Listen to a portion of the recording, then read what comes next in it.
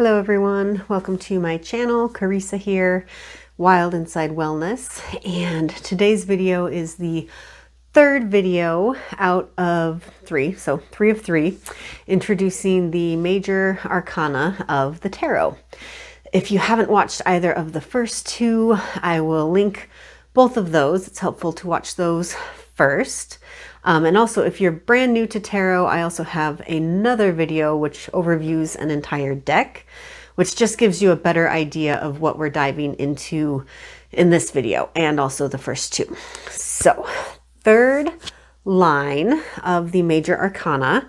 I've broken up the Major Arcana into 3 different videos because it's a lot of information. So these kind of have a lot in them, but I also hope and believe that they're a really good starting point for kind of viewing tarot, especially the Major Arcana, as a journey and as a whole, and where it can take you and help you navigate your entire life's journey, maybe, but also just in understanding and integrating tarot into your own life and learning how to read tarot cards.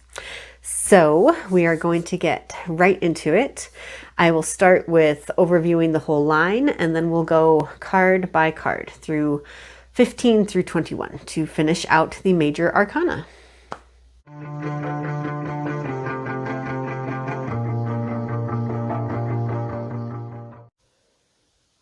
So here is the third line, the final line of the Major Arcana. Remember, in the last video, finishing the second line, we left off with Temperance, number 14. So we are moving on to the Devil, which is 15, and then the Tower, 16, the Star, 17, the Moon, 18, the Sun, 19, Judgment, 20, and the World, 21. If you've watched the second video, or if you need to watch the second video to recall that where we left off with Temperance was the final line, final card in the second line, which is really integrating our subconscious with our conscious mind. So it's almost a magical space of really being in finely tuned balance, almost seemingly magical balance. And from there, we move on to the Devil, which is a card of really strong self-empowerment, ultimately, but there's a lot of questions that come with the Devil. So we are going to get right into it, starting with card number 15, the Devil, and how we integrate not just our conscious and subconscious energies, but in this whole third line, we are inviting in the superconscious. So yet that third layer of consciousness, which is, there's a lot of different ways you could speak to it. The divine, the God consciousness, Christ consciousness, just spirit, whatever works for you, whatever terms to support you best on your own journey. So we're going to get right into it. So we are starting with the first card in the third line of the tarot, which we are beginning to weave in the superconscious into the narrative of the Fool's journey. So it's little introductions of a just broader scope of consciousness. The Devil is that card, number 15.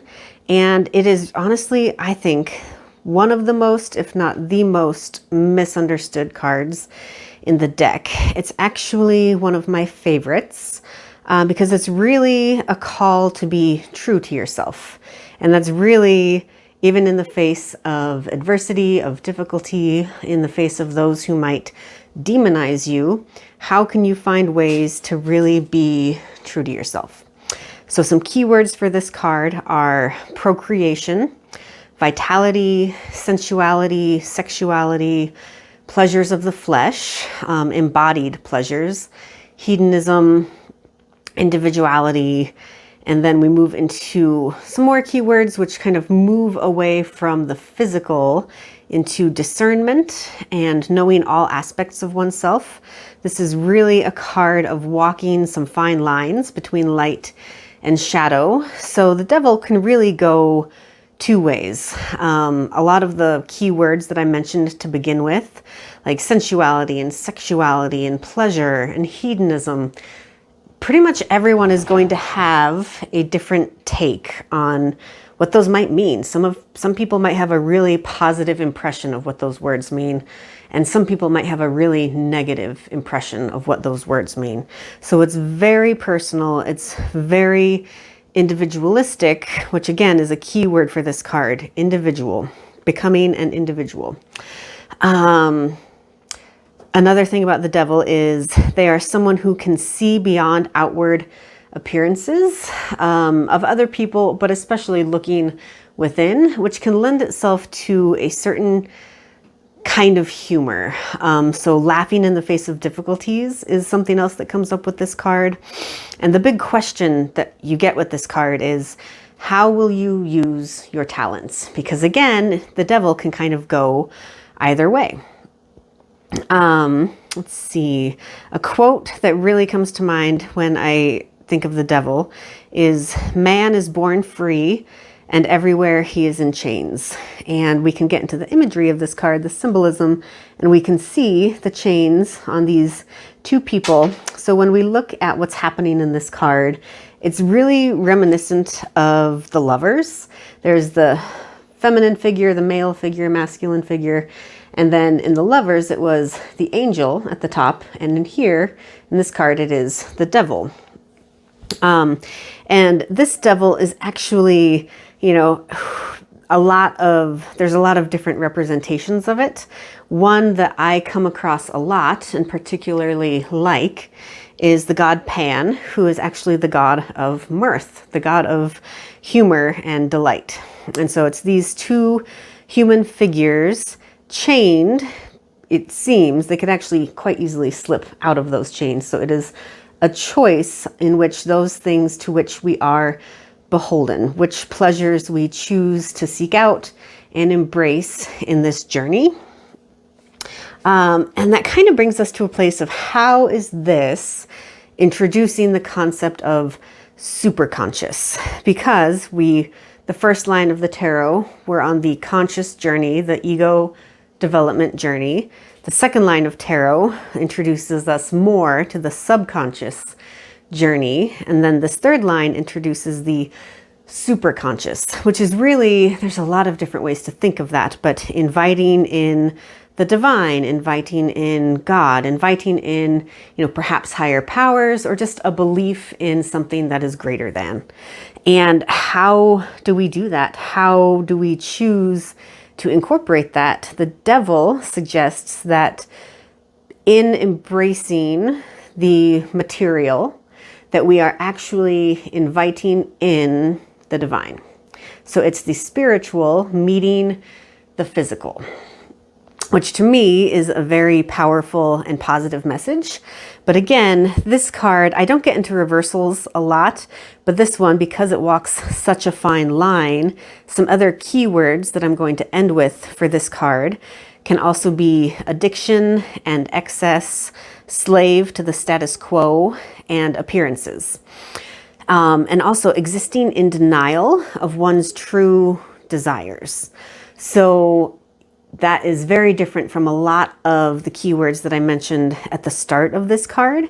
And that's kind of the power of this card, is how will you use your talents? What do you want to invite into your life? Because it can be of your own design, of your own making. That's a lot of information for this card. We're going to stop there and move on to the next card.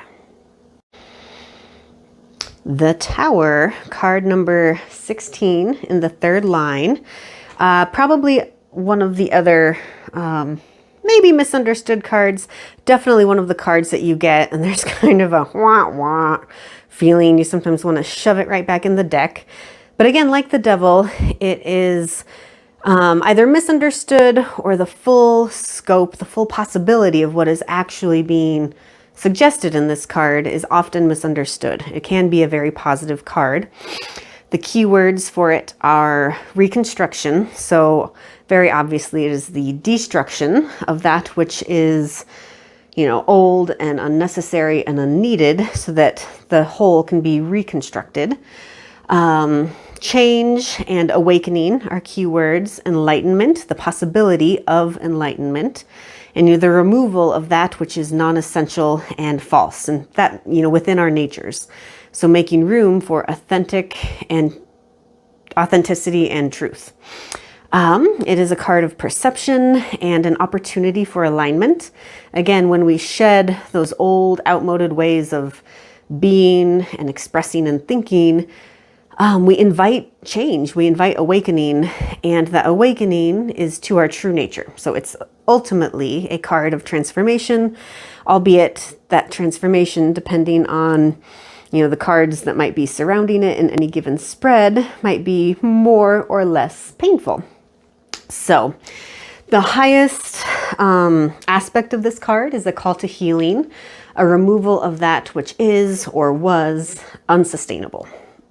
So when you get this card, it's actually, it doesn't always feel positive at the time, but it's indicative of making room in your life for that which is truly in alignment with who you are, who you want to be, where you want to go.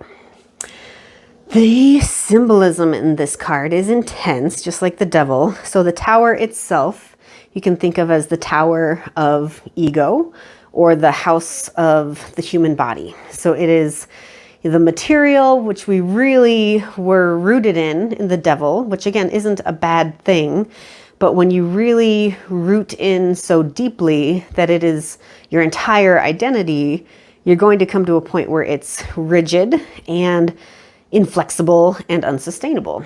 And so you are often struck by the lightning, which represents truth and understanding and enlightenment, to rid yourself, rid your form, your body, your ego of those things which are holding you back, which are unnecessary and even in the way of your development.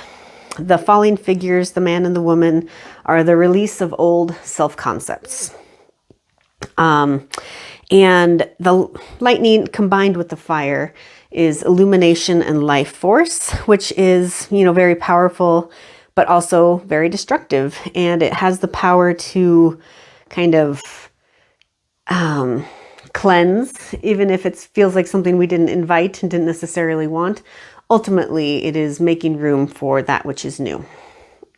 Some kind of, prompts that can come with this card are learning to surrender to the flows of life.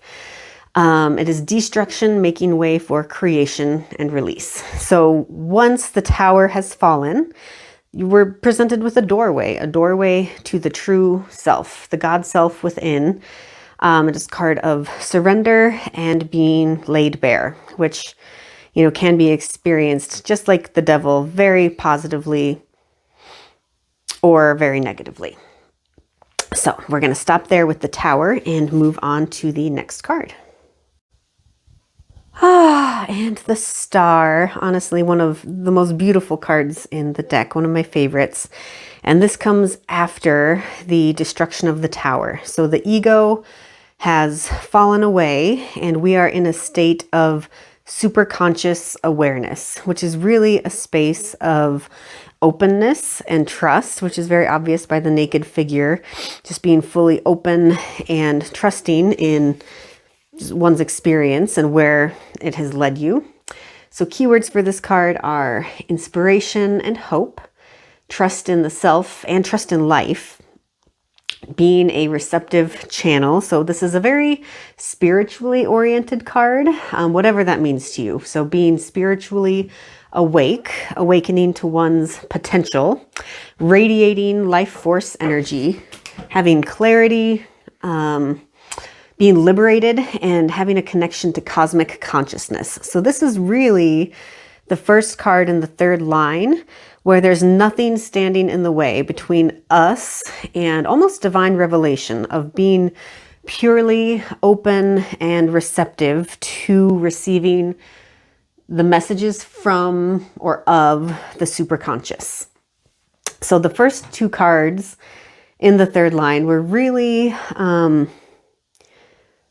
embracing, but also embracing what is, but also removing what is non-essential. And the star points us to a return to our original form, which is just pure energy, pure authenticity. Someone who represents the star radiates inner peace, essentially. So that energy of being at peace within oneself.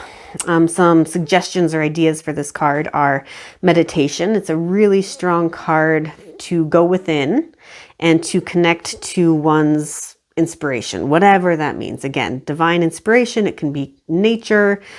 It can be as simple as your breath. So really connecting to whatever forces inspire you and bring you to a space of revelation.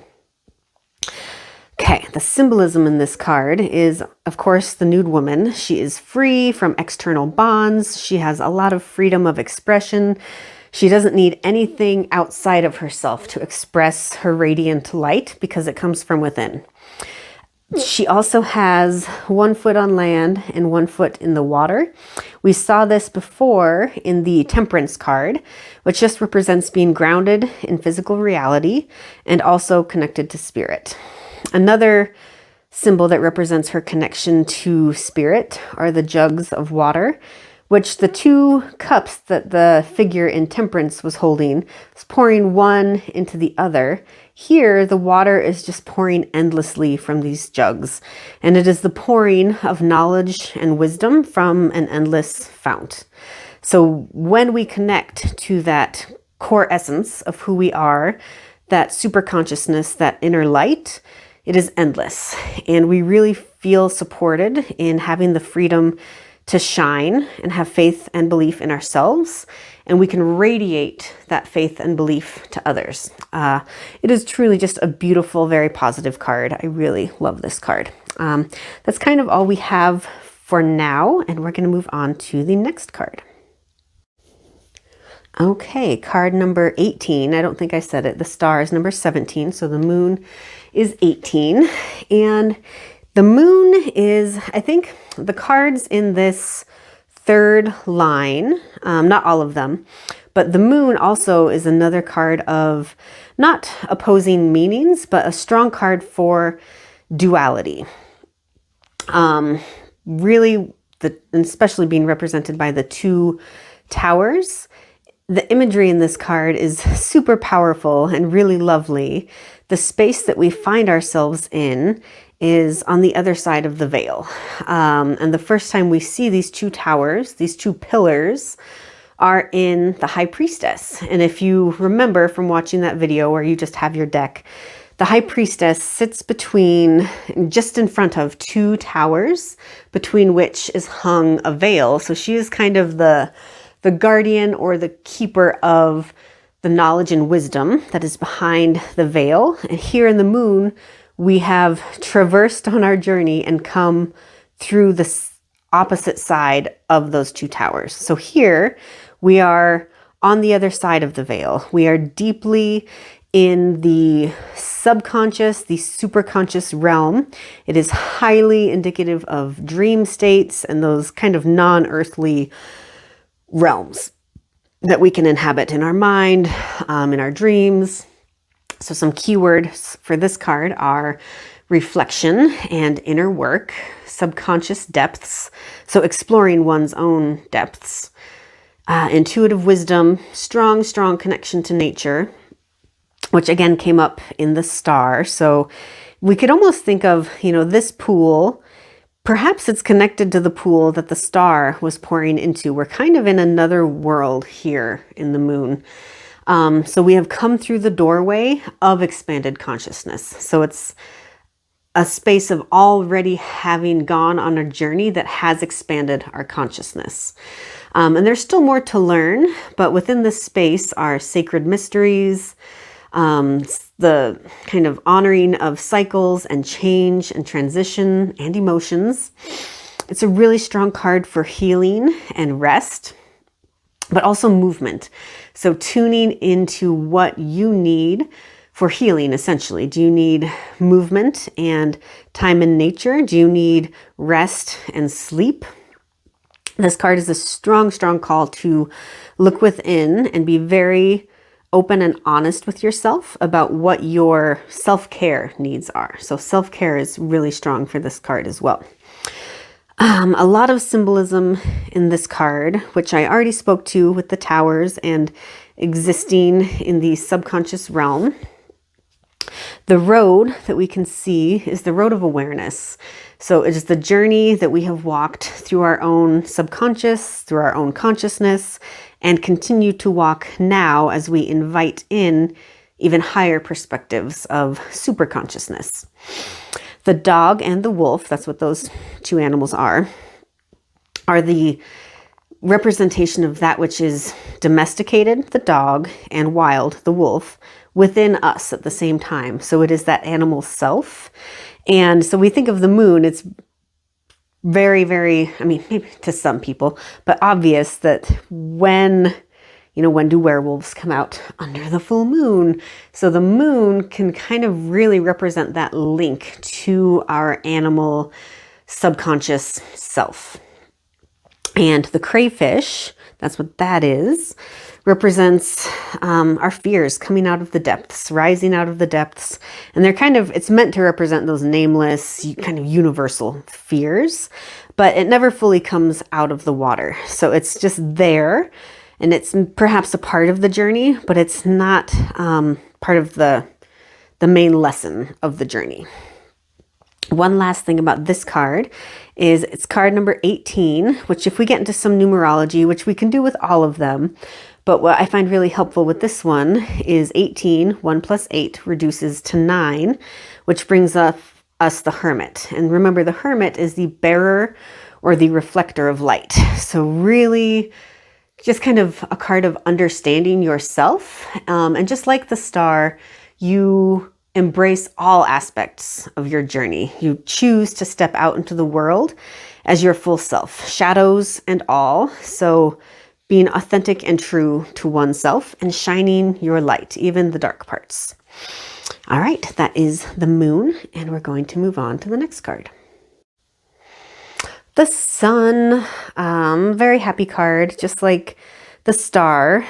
So we can kind of see, not just in this third line, but in the entire journey of the tarot, there is an ebb and a flow, a back and a forth between light and shadow.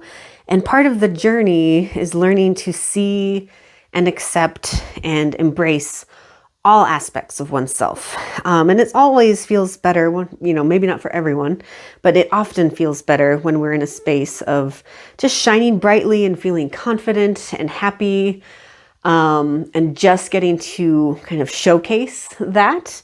But one who is able to truly radiate the light of the sun is someone who also fully appreciates their depths and their shadow, and has integrated the moon, the card before this one. This is card number 19. So someone who is the sun is someone who really shines one's light authentically. And that includes embracing one's shadows and knowing that we're always on a journey. There's always more to learn. There's not an end state, which is better than other states.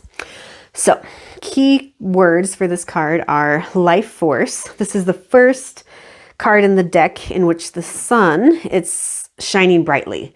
So we've seen it in other cards, first in, I think the Fool, where it's just like a promise of light, and it keeps popping up throughout the deck as the sun on the horizon, which we can see in the Death card. But this is the first card in which it's fully risen and we're just looking at it in the face. So shining one's light authentically, integrating one's energies in creative and perhaps inspiring ways. So it's a very inspiring card. It is an optimal state of creation, having integrated all aspects of oneself. So someone who shines the light of the sun is someone who contributes to the whole.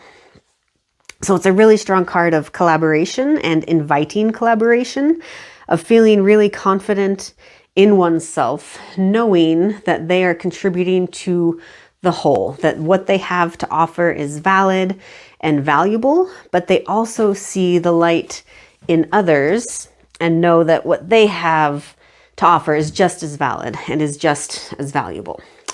So some more words are vitality and ambition, manifestation from a place of wholeness, having a developed awareness and consciousness.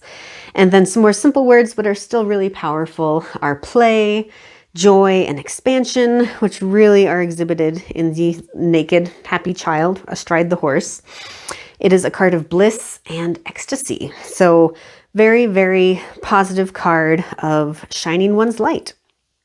The symbolism in this card are the sun. So full vitality, fully risen, fully shining one's light and showing oneself naked and authentic, just like in the star.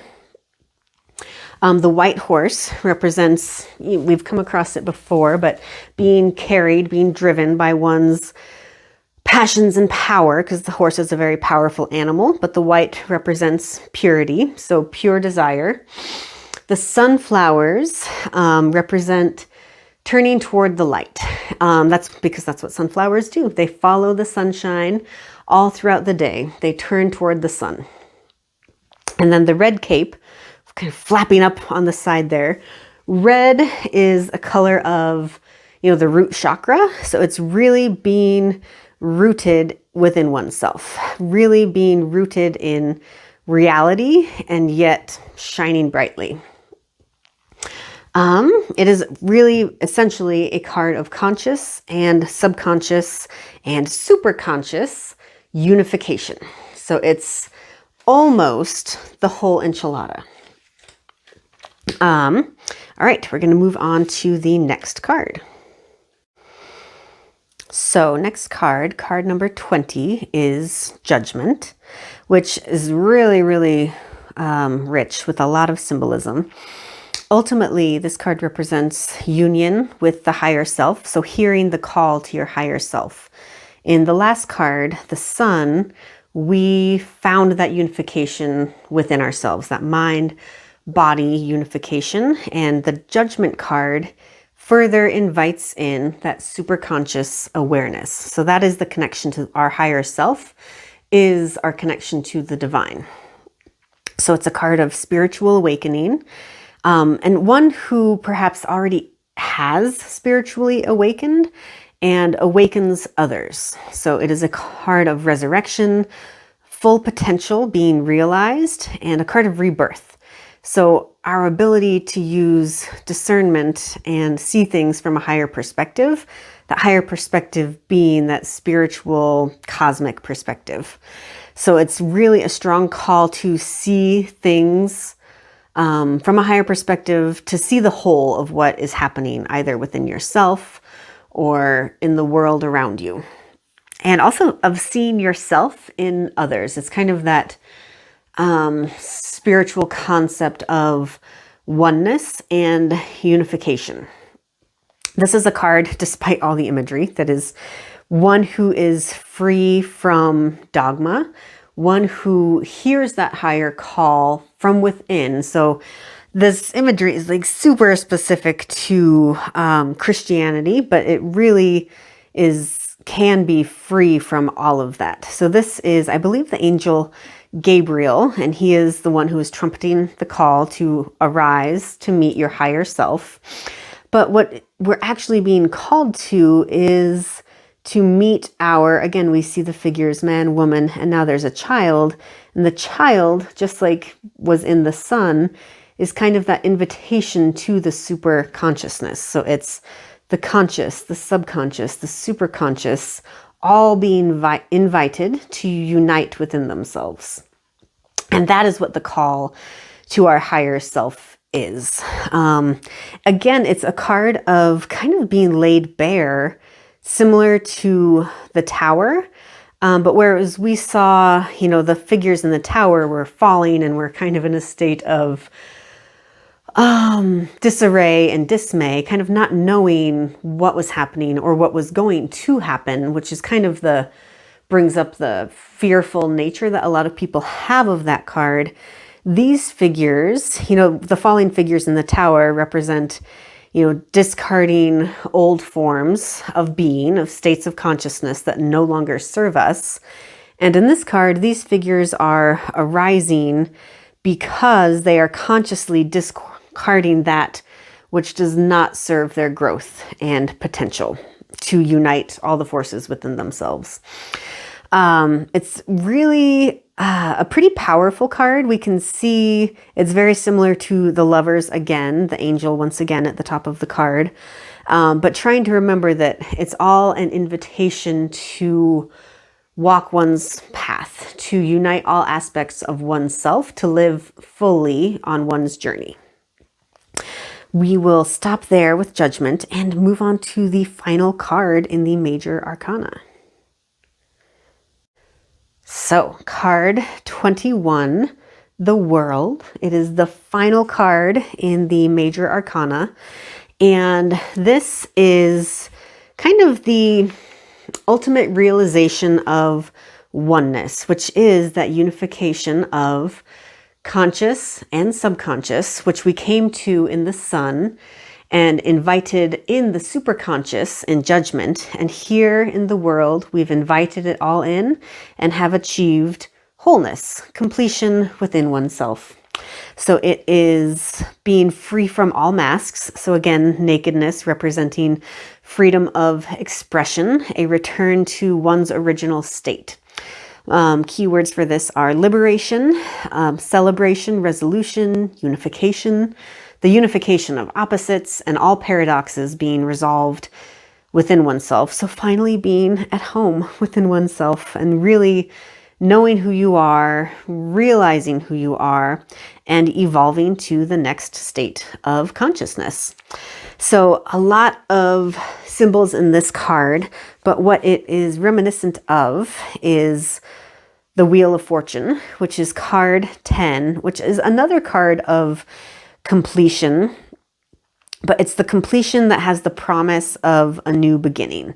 So this is the last card in the Major Arcana, but sometimes you will find instead of the Fool being the very first card in the deck, you might find it placed after the World, which represents that every ending contains a new beginning. So reaching the World, this state of grace, the state of unification, is but one journey, one part of the journey, and there's always more to learn, and we can always go back to the beginning and begin again. And that's part of the beauty of the journey, is that we have these moments of achieving states of grace, of achieving unity and feeling like we finally learned all the dance moves and we've got it down, and that's beautiful.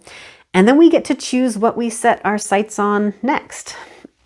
So it's a card of really high perspective. You can see they are up in the clouds. This figure, I don't think this image does a very good job of representing it, although, I mean, it could.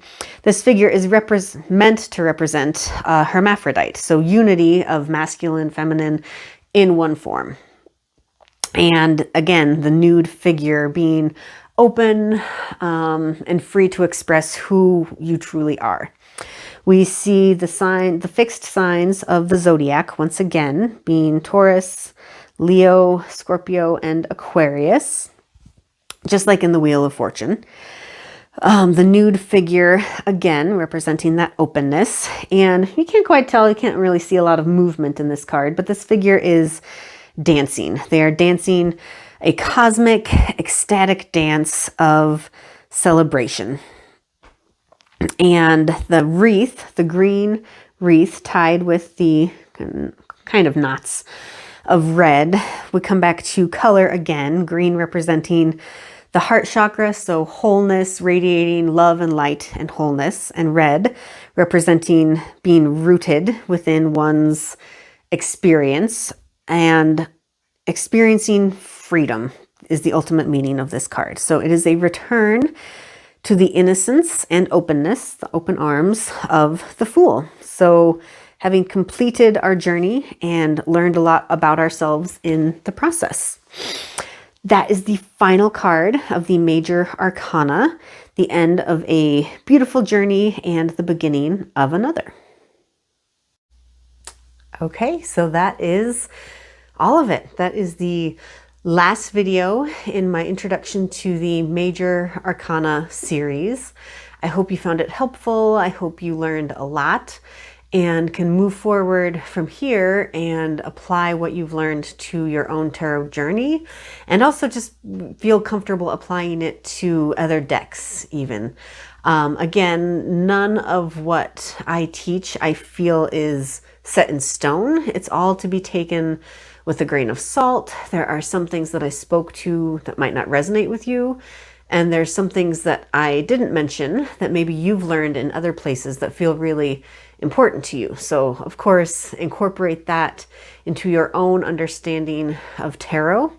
I really believe one of the purposes of this tool is to help us tune into our own inner wisdom, listen to our own voice, and our intuition. So that's different for everyone. How I teach and what I teach might work for you, it might not. We're all on our own journey, so take it all with a grain of salt and just do your best. And we're all trying to help each other. So thank you for being here. Next video series is going to be on the court cards, diving into each of the different, instead of doing it by suit, I'm going to do it by, I guess, sovereign, which, sovereign. So kings, queens, prince, princess, however it shows up in your deck. In the Rider-Waite deck, which I'm using, it's king, queen, knight, page. So we're going to take each of those kind of as a column and understand where each of them is coming from. So I'm looking forward to it. Those will be out soon, and I will look forward to your questions and comments. I'm always happy to answer back if and when I have the time. So thank you for being here, and I will see you next time.